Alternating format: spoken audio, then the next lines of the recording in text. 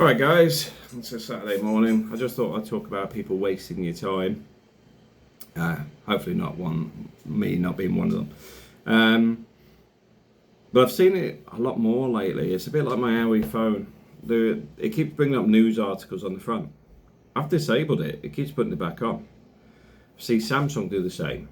News stories have absolutely no value whatsoever. Their political agenda, their manipulated. It's like the living food crisis. Keep telling people about it. Isn't that a bit weird? We move from one crisis to another, but the context level is very minimal. You know, let's face it. Everyone's going to starve to death when Ukraine's harvest of its grain wasn't producing or whatever. Isn't the war still on? Have I missed something? I don't think I have. It's just market manipulation. Now, the reason I'm bringing it up is the fact that I disable stuff and they put it back on and everything else tells me that they need, when I say let's just call them governments or whatever, because who knows these days on what's connected to what, and the whole reason, well, we know what the reason is money and control. But the fact is, it keeps putting stuff in there that I've taken out. But reality is, they want to force an agenda. You know, like in the UK, it's a living food crisis or whatever they want to call it today. We move from one crisis to another, yet we never get to the bottom of the last crisis. This is, for me, I believe that's the reality of this. And the point is that you keep it on the negative, not has something been corrected and how you dealt with it and how you done it. You know, if business operated the way the media did, then a company would go bust because they never have a solution, they only have a problem. So we've got an energy crisis. I don't want to hear that there's an energy crisis. I want to hear what they're doing about it. If there's a food shortage, what we're doing about it. See, when I was in the Philippines, I remember Duterte, when there was the rice price rise. I think India started reducing its production, and not reducing its production, reducing its exports, because in India they know that you starve a population, bizarrely they've got this nasty habit of overthrowing the government. So the Philippines, when prices go up, Duterte put this sort of decree type thing out there to basically use empty land. So, there's a lot of land sat there. If it's not producing and not doing anything, just held to go up in value, you could force it to basically produce food.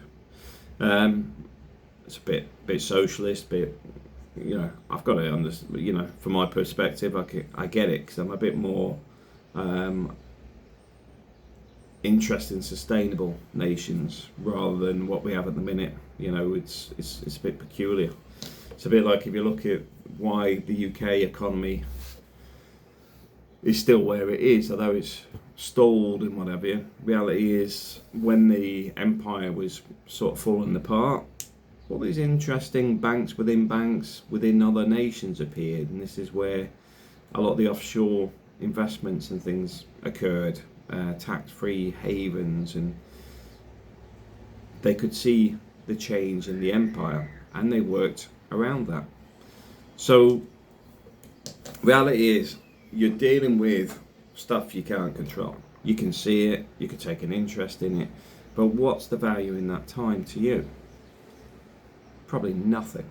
Unless you've seen a glimmer of something to make a change. Say, for example, salt batteries, which is something that's sort of going on in the background at the minute. Is that going to affect the international price of salt? You tell me. So is it worth investing in it? You tell me. Is the technology ready to move to the next phase? You tell me. But it could actually replace traditional batteries, and the issues around getting some of the chemicals and other bits and pieces that may be a bit more difficult. But media don't talk like that, do they? They will say there's a shortage on gold, or a shortage on this, or no solutions. So all I can recommend is don't waste your time on it. And I know some people spend a lot of time on Discord, YouTube videos, or whatever, going through trying to get the bottom of this stuff. Don't waste your time. You can't fix it. And it's not me being negative or whatever. Reality is, you'd have to be a government, or creating a government, or overthrowing a government to actually be able to make that change. The globalization is a lot more controlling and fluid than I think people realise. Unfortunately, it's a grim reality. Like the food crisis. The food crisis is created. I don't think there's a real food crisis. What we've got is inflation. And the UK is doing nothing about it, as far as I can see, to fix it. But am I sitting moaning about it? No. I'm trying to work around it. Trying to work out what the solutions are. Trying to, not for the country, but like for myself. Like talking about this, don't waste your time on that. Focus on yourself. Focus on looking after yourself, looking after your family. Because that's what you need to look at. The bigger picture, they've already got all this drawn out. They already know what they're doing with it. Probably nothing. They're just going to increase the cost of everything to devalue the debt that is probably from the COVID for the government, to make the taxpayers pay for the furlough schemes and everything else through reduced value in the pound for the UK. Could be as simple as that, because that's one of the best ways of clearing debt, is devalue the money. Because if you owe £1 million and it was worth, I don't know, 2 gold bars, and originally, and you devalue it by the same again, in the sense of you cause hyperinflation and whatever, it's worth 1 gold bar. So as a government, you'd be paying back 1 gold bar, not 2. It's all a bit weird, but I'm not into economics, and like I said, I can't control it. It doesn't offer me any value. I'm not working as an economist, so let's not waste our time on it. And that's why you'll see a lot of people will talk from an entrepreneur's perspective on the value of time, or using your time better, or if there's a task there that you'll value yourself at, say, $40, $50 an hour, and you'll pay somebody $10 an hour could do the same task for you, get them to do it. That's a reality. That's why things like Fiverr and outsourcing exist, because you can get somebody to do it cheaper, and they're probably better at it because that's what they specialise in. Now, I'm not saying always do that, because it doesn't always make sense as well, because you may have more time than you have money. So it may be a case of you want to do it yourself because you can't afford to outsource it. And although you may get a better result, you can't afford it. But it's a prime example of understanding the value of your time. It's a limited resource. You only have it while you're alive. Use it to your best ability. Don't let people waste your time. And it goes through not just outside stuff. I mean, I get some people will ring me up and we'll just talk for ages. But the bit they don't see is I'm still working in the background or whatever, because I'll just be going on about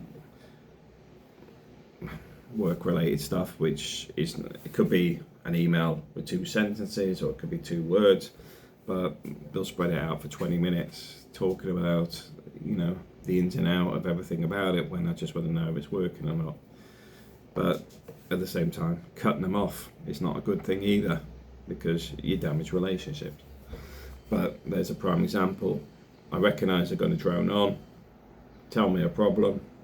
At the end, they'll tell me the solution. The bit in the middle, I can work around, because I can do emails, I can message people, I can do other stuff while they're still talking away.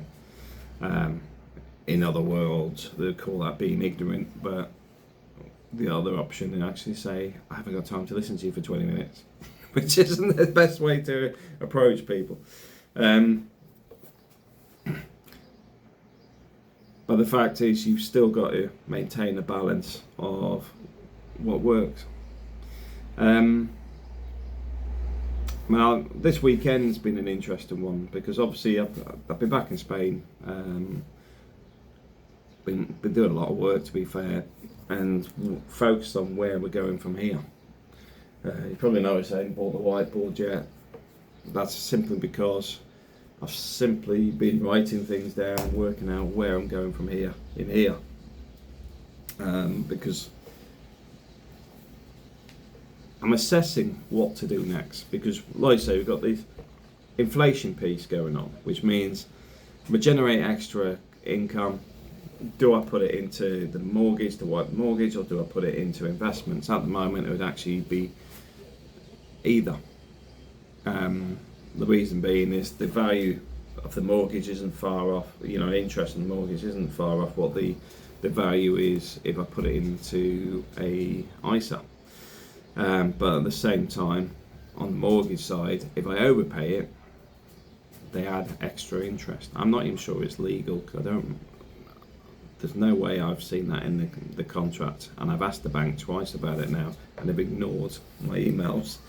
So I'm going to query that because I don't trust the bank in the slightest, and I know other people have had similar with other things, and then when they've challenged it, the bank's sort of gone back on things.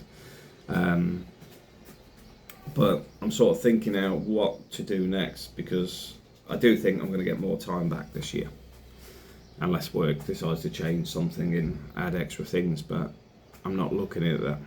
I'm not looking at that at all, because my side's actually functioning correctly. The only way that would actually go down that route is if they were looking to promote me to take something else over, at which point we'd be on path to using anything that's an increase in salary, because I ain't doing it for free, would go into mortgage or investments. So that's sort of typical thing, like I say, time wasting thing. Apart that, if it happens, it happens. I'm not even going to think about it, but I do get the feeling the amount of work I'm taking on recently, which are outside my remit, simply because people contact me rather than others, they may be trying to drive it that way. I'm going to stop it, because quite simply, I just want to do my working hours, because I need to focus on our own stuff. And I say our stuff because, let's face it, I'm trying to get some of you guys to actually move forward as well, because it's not, this is why I do these videos, because I do think sometimes, should I bother? But then I get messages going, yeah, it made a change, or somebody went to the Philippines for the first time, or somebody paid their debt off, or somebody's actually started thinking about doing a business for the first time ever. Then I actually go, okay, it is worth doing these videos, because I'm not worried about how many people do look at the videos. In fact, some of the other channels out there I detest with the undertone music and everything else, because they're overhyping it. I hate all that stuff. I just want the route to the information. So at the moment, I'm still thinking on the finance things. I'm thinking of starting a day trade again on the crypto markets, because I think it's prime for it. You remember last time I started with about $400, and I think I took out in the end 110,000 euros. I've got about 1,000 euros sat there at the minute. The values are down, so although it sounds low, that same portfolio was worth, I think it was $24,000 before the market slumped again. But when it's in a slump, it's your buying time. So what I do with that, because that wasn't what I call real money, because it's not come out my bank account and gone in there as an investment. Everything I put in, that $400 was what I put in. I've already had way more out. So the money that sat in there was not real money for me. I didn't earn it, didn't work for it. It's just been some thought around what to invest in. and it either pays off or it doesn't. I'm not worried about it, because if you invest in, one of the things I'll always say is quite simply, don't become too attached to it. Don't make it personal. You'll have bad days, you'll have good days. And a bad day, what I used to do is simply switch the computer off and walk away, because anything you do on a personal basis is probably going to make it worse. But I'm looking at the day trading. I might throw a couple of thousand in there and trade that up, because I do find it quite easy to trade up on the crypto markets. And before anybody asks, well, why don't you do it full time? I did it for a year and I was bored to tears, because you've literally got to sit and watch the screens all the time. Because when you're doing these small trades, you're doing lots of small trades to build your money up. And then you get a bad trade and it drags everything back down, and then you've got to try and build it back up. It's very, very time consuming. So what I'm looking at is trying to get a bit of a balance and work out doing some trading, because I've got, say I put 2,000 in, I want to get up to 20,000 with trading it up. As long as you don't make any stupid moves, in theory, the markets are going to start climbing anyway, because it's already had the slump and it's starting to recover. So the point being is there's an opportunity in there. Would the crypto markets come to an end? No. It's a bit like saying the future markets or the stock market, because if people are investing in these regularly, there's always money flowing into them. Now, it's a bit like gambling, right? And I'll put this as gambling simply because a lot of these trades are gambles, unless you're actually 100% that it's going to go up. People still go to horse racing, people still go dog racing, people still go and bet on boxing, football, cricket, you name it. Reality is, they don't call that, what do they call it? Yeah, because they don't like it when you actually know what you're doing and good at churning the money, because they're saying, oh, it's supposed to be for entertainment and sporting. It's not supposed to be a way to make money, says the billion dollar companies that that make the money from the gambling. So the point being, I'm looking at that. That's not going to be a massive investment. If it pays off, it pays off. I'll just put something in there and let it grow. Savings account in the UK, growing slowly. Made I think £4 something last month interest, and I'll be putting 1,000 a month in that going forward. I might be paying the mortgage off an extra 500 a month, which is basically paying it off at €1,000 a month in Spain, which means my cost of living's going down, debt's going down, money coming in is going up. But to get to where I want to be, which is about £250,000,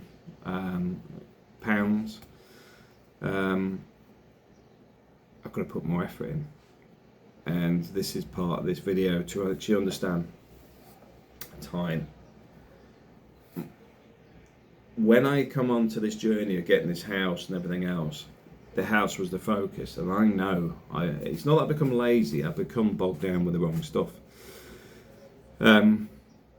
This journey was to get the house, get it renovated, get the first one, and then another 4 properties in the same town.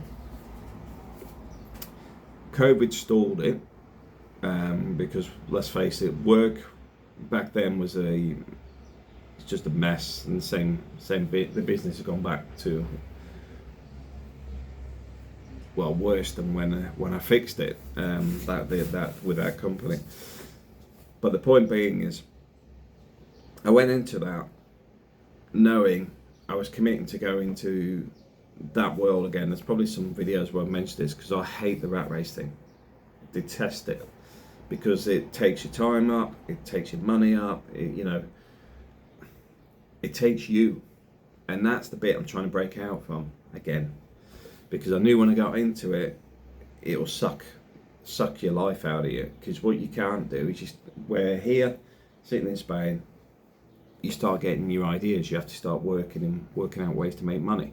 When you've got that steady paycheck, all your time's absorbed by work issues or people trying to use your time up with other things, people's birthdays, events, whatever. You can't keep focused the way you want to. Gets back to why people waste your time, like the media and everything else, because if you're focused on that, you're not focused on your next stage, setting up your goals, trying to move your life forward.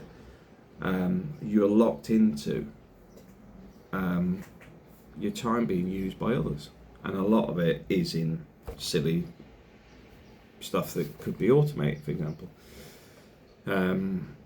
A bit like having to go to government offices for a piece of paper or something when the world is digital. A lot of that still goes on.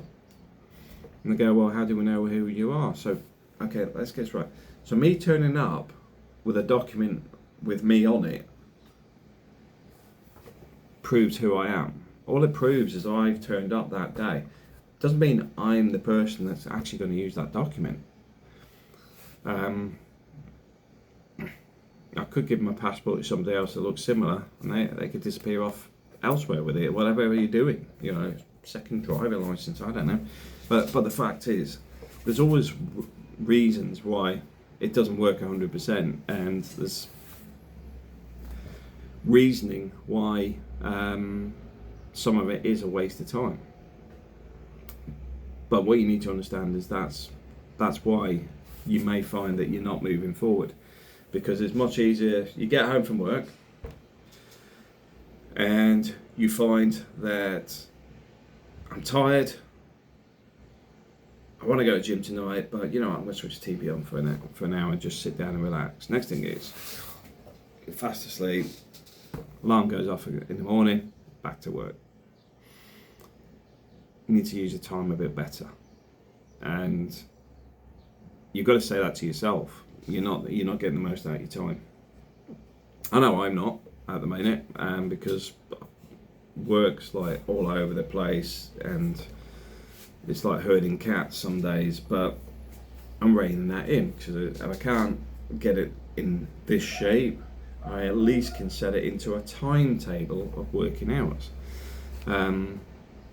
So what I start doing now is, that's why I'm sitting with my book, because it's not just about where to go from here business wise. It's like reading, it's about getting my fitness back in shape, changing my diet. It's moving multiple things in the right direction. So I think the guy's name was John. I think John. No, it wasn't. It was Paul.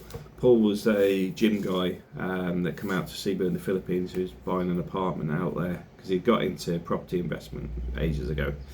But one of the things he said, about, because he was doing the bands, the fitness bands, he's saying, he sells the bands, does all the fitness instruction. He says, but if people stopped eating things, they wouldn't need to do as much of the other stuff.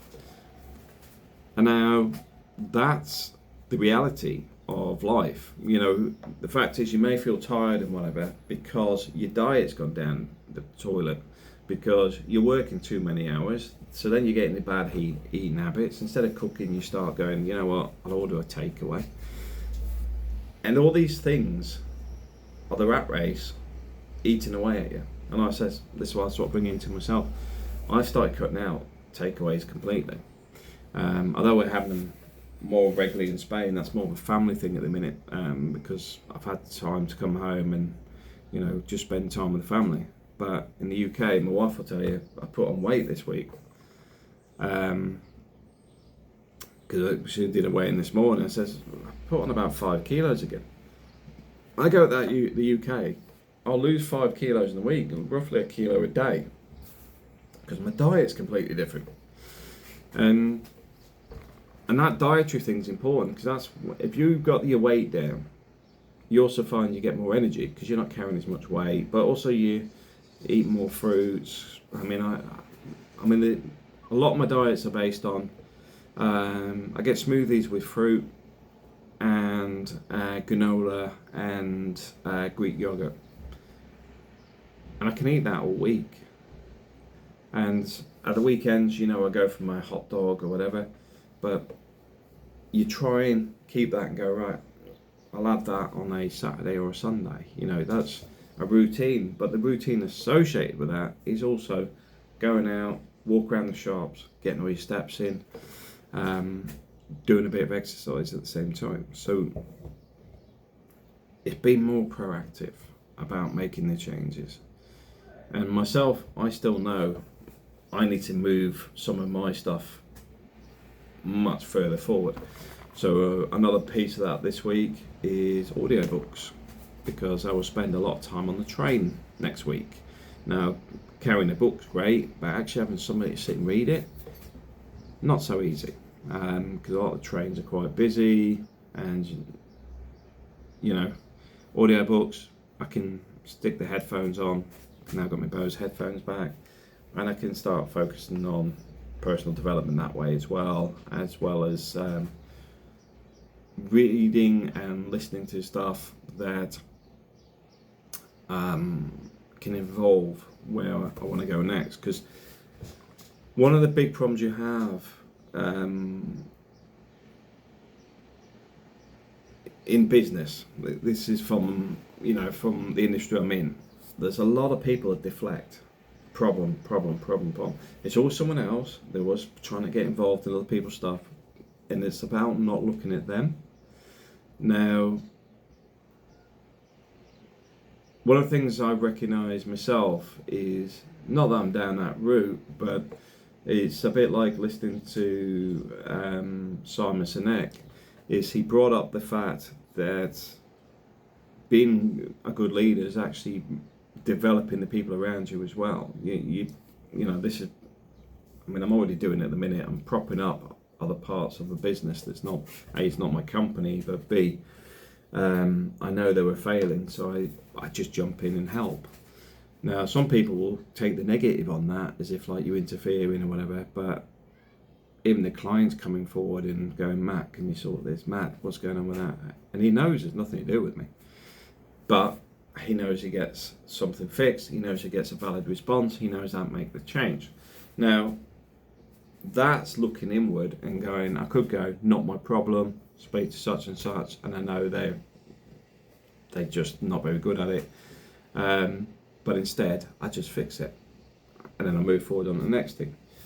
From a perspective for development and leadership, that's where you want to be. Where you can be approached by anybody about anything, and you can offer a solution or offer them the right person or put them in the right direction. It's not about you, it's about the bigger picture.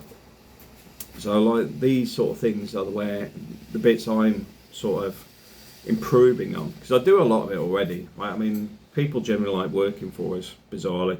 I mean, I remember Donna, because I was speaking to Donna about before she left, and it was about something somebody had said, and it's about being, that was it. Well, she was frustrated because I was frustrated, because that was the excuse that somebody said for something they did, because it was easier to say that than actually deal with what the problem was, So Donna actually turned around and said to me, he says, no. I says, well, that's a bit bizarre that somebody actually said that. And then she actually turned around and said to me, this after she'd left, because I was just saying, well, I did actually sort of have a word about some of the problems you were experiencing, and that was the response. And she says, no, you're the best boss I've ever had. It's because, as she says, you don't complain about stuff, you don't moan about it. What you do is you if there's a problem, you'll go, that's the way to do it, and that's it. You move on. You'll phone up and ask, how's your day going? Everything all right? And you actually mean it, because what you're actually doing is, if somebody said, oh, I'm snowed under, you'll grab it. You go, I'll fix that and put it back. You know, that's supporting your team, that's developing your team. Because if they can feel that they can bring anything to you, it also means that the team's functioning better, because if they're struggling, I go, I don't know how to do this. A lot of time I'll jump in, do it, and go, there you go, have it back. And then if I get time, I might do a training video, say that's how you can do it in future if you need it. But part of leadership is actually moving to that, rather than go, they're rubbish. it's their fault or whatever. I'm not saying that about Don or anybody, by the way. I'm just saying there's a lot of people out there that are very quick to deflect a problem, which is often themselves, but they'll deflect it, say, to somebody within their team or within their business, rather than going, okay, I recognise there's a problem here. May not be mine, but what are we doing about it? How are we going to fix it? Who's causing the issue? What's causing the issue? Is it a lack of process? Is it a lack of understanding? Is it a lack of training? Get to the root problem, fix it, move on. And that's part of what I'm spending a lot more time on at the moment, because like I said, I'm locked in at work, busy with this anyway. There's lots of stuff going on there. So at the same time, I'm going, right, I'll develop myself at the same time. I'll develop my health a bit better. I actually bought some bands as well, so they're going to start travelling around when I'm like next week in London for the week. They'll be in my luggage, and I'll be doing the routine of every day, doing the old leg, what do you call it, stomach rolling and stretches, etc. And getting back to doing that for 40 minutes in the morning. It's very easy to let it slip. This is the important bit. It's very easy to let it slip. Mine slips simply because I'm not a morning person. That's one of the key things that is a problem for me. I know I don't like mornings. I'm an afternoon person. I'm a guy that will work at 3 o'clock in the morning. I'm not a guy that likes getting up at 7 or 6 o'clock in the morning to catch a train and stuff. It kills me for the day. I'm tired all day, and then at the end of the day, you're like, oh my God, I'm glad the day is over. And I just want to eat and sleep. I know that's an issue I have because my body clock's designed that way. But not a lot I can do with it. In a working environment, in a normal company, if I own a company, a little bit different. So ultimately, you have to do what you can. You recognise the problem. What's the solution? The solution is I may have to get to like 5:30 in the afternoon, like afternoon for me, and have a nap for an hour to refresh, reboot, and then do some other stuff. So like when I'm in London, you might see lots of videos at night where I walk around London. That's what I'm doing. I'm getting exercise. I'm doing something about it. But one of the problems I've got when I'm in London, a lot of the food is takeaways because I'm in town or I get invited to restaurants and stuff. I need to move that, which is a little bit harder. It's trying to get something. If you walked, because I do on average about 26,000 steps a day when I'm walking in London. Bizarrely, when you get back about 6, 8 o'clock at night at a hotel, you're hungry. Because you may have had a sandwich earlier on in the day and you may have had a breakfast in the morning, but you haven't eaten all day. So you're hungry and you go out and you're like, I don't feel like a sandwich. I don't feel like a salad. I want to devour something. I'm starving. So that's something I'm working on, hence the notebook, because while you're not hungry and other bits and pieces, sit and work out a strategy. And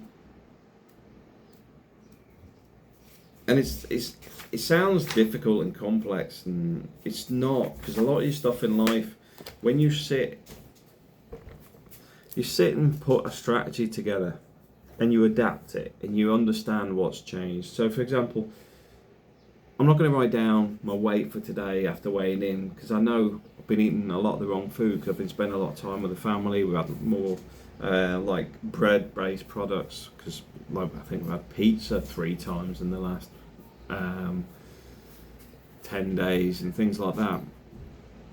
Reality is, I know next week I will get rid of 5 of those kilos straight away without even trying, because my normal diet is completely different. The London side, I need to turn around and look at how I drop that off, because I need to move that diet into a better space. But this whole point of this video is, firstly, recognising people waste your time and things waste your time. Second one is adapting and recognizing you can always adapt. Not everything's going to be straightforward. That's why I'm talking about these bits and pieces. You go, well, I don't really want to know about your diet or whatever. No, the point is, get yourself a pen and paper. You're supposed to do it about you. But I'm just sort of pointing out where people will go, oh, I'm always tired, I'm overweight, I feel depressed, I'm not happy with my fitness, I hate my job. All these, you're starting to go, right, write it down, and what's the answer for each one? I hate my job, been in it for 10 years or whatever. Right, what have you done about changing it? Bit of personal development, me and myself. I can either look at setting up another company and doing stuff myself, or I'll do a degree. Don't really want to do a degree, but I'm getting to that point where I'm thinking, just do it. Bite the bullet. No, I'm going to hate every minute of it, but to get the next step, it's often a requirement to become a director in some of these companies. So that is a change that I may be forcing myself down. That's fine, but I can't whinge about the job if I'm not willing to put the effort in to change it. Weight issues, already gone over that. Energy issues are related to the weight issues, which is often, like I was saying, for me, time, getting up too early in the morning for me. Not a lot I can control about it, but the other bits around it I can. Like I say, have a nap at 5, 6 o'clock in the evening, refresh, reboot, and then carry on for the day. Because at 6 o'clock I'm on my time, which means I can then focus on my stuff. This is why this stuff's important, because to get forward you need to work on where you want to go, what you want to do, what you want to achieve. For me, I got sidelined. I sidelined myself basically because I got absorbed into the day-to-day work stuff. I'm fairly senior in a company, and you're sort of going, I don't want to do this forever because I actually want to progress, but I'll carry on for now, because the main thing is get the house renovated, the house paid for, all that sort of stuff. So that becomes the focus, and you've got that in a routine. Nasty thing to have in that sense, because my personal development starts slowing down because I'm focused on that. That's the goal, that's what I'm achieving, that's what I'm doing. I've stopped moving forward is the way I wanted to. Now, in a normal environment, it wouldn't have happened. But I got 2 years of COVID. I got locked down for 2 years. I was doing nothing for 2 years except working. So that wheel is starting to turn. So point being is, you may be in the same situation where either you've always been like it or recently something's changed, divorce, whatever. You need to get the wheels turning. That's why I'm talking about these bits and pieces. You need to do it. And I know it's another long video, but the point being is, those changes only come from you because you need to invest in it. Now, I will tell you, if you change the diet and your fitness regimes, or diet, fitness regimes, and if you stay up watching TV till 2 a.m, go to bed at 10, you change those 3 things, you'll see a massive change within 2 weeks. Massive change. You'll feel like you've got more energy, you don't feel so tired, you'll feel more focused, you'll feel your body's tensioning up because we used old bands and stuff. You'll just feel tighter, more energetic, more fit, more confident. It's all tied together. But you've got to make that change. It's going to be interesting to see, even from my side, for these videos, because I'm still trying to find the big idea for me at the minute that's going to excel things forward to the next level. Another 4 properties. But that's nearly, well, let's be honest, there's at least €500,000. That's a big achievement. So I'm thinking about it, and like I said, that sounds like a lot of money, because it is. But you then go, right, know what the goal is. Bite size. Investments going up, mortgage going down,